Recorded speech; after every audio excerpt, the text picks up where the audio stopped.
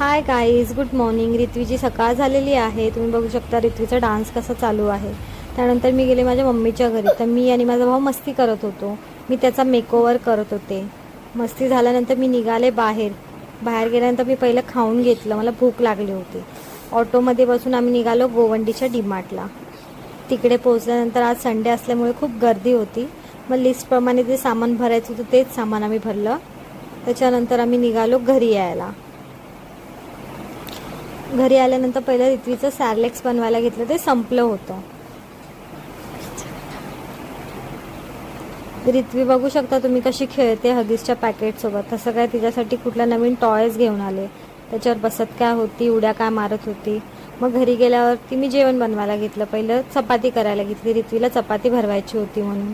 चपाती झाल्यानंतर तिला चारायला घेतली आणि मग जेवण वगैरे झालं राऊंड मारायला बाहेर गेलो. तो मॅडम रस्त्यातच झोप